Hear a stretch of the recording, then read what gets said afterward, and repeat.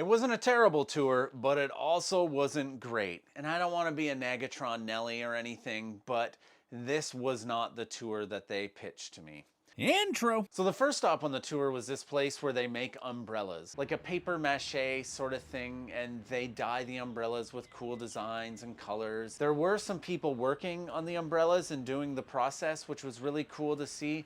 I actually quite enjoyed that part. It was a little bit awkward watching people work, but that's my issue, not the tour's issue. So then you can go into this gift shop and buy an umbrella, or go into a coffee shop and get a coffee and look at these hanging umbrellas. And I chose the latter. I liked it because there was no sales pitch, no one harassing you to buy anything. So anyways, I sat there, enjoyed my coffee, and we went on to the next stop. The next stop was a ceramic shop and factory, I think. This is where I thought I was going to be able to make my own ceramics. That's what I was told anyways. And to be fair, that was probably like a lost in translation thing, which happens. We walk into this beautiful ceramic shop, and the ceramics in this place are incredible.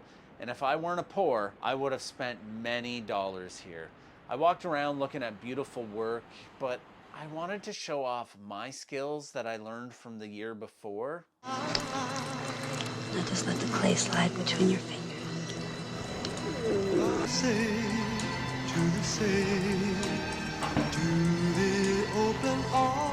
So anyways, I find a door that leads out back, so naturally I exit, and is mostly a factory-like setting, so I thought, oh, maybe this is where I can show off my skills.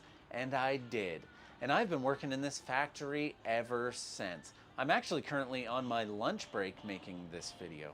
No, that's so stupid. Let's go on to the next stop. So this stop was definitely a disappointment, and I'll only briefly talk about it because it was exactly what I didn't want. It was a sales pitch. They took me into like the jewelry shop area, and the lady asked me what I was interested in, and I was like, oh, I like coffee and long walks on the beach and, travel and stuff. And like most women in my life I encounter, she stared at me awkward and asked me, albeit very nicely, to leave. No. Okay, so on to the next stop. This stop was actually pretty neat. It was a silk shop, and not to get all historian on you, but Thailand was part of the Silk Road. I didn't mean to overload your brains with all those historical facts, so let's just get into some of this silky smooth B-roll. So they showed me the whole process of how silk is made, right from the caterpillars humping right up to the point they are turned into a nice sweater vest. Clearly I didn't pay attention, but it was cool to see how all this worked and the process from the beginning to the end, which is apparently a gift shop.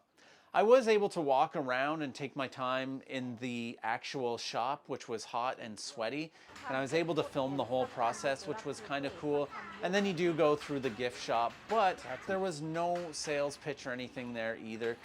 This was actually my second favorite part on the tour, the first being the next stop, which was my hotel.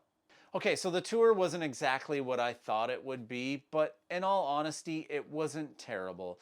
And when you travel, you have to be adaptable and realize not everything is how Instagram makes it look. Sometimes you get Zuckerberged, but you have to make the best of every situation. When you go into things with a certain expectation, you're just setting yourself up for disappointment. If I were to live in some sort of delusional states of shoulds and should nots, I would never enjoy myself.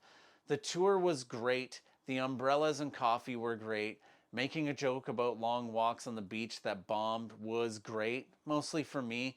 The Silk Road stuff was great. Working 18 hours a day in a ceramic factory is also pretty great.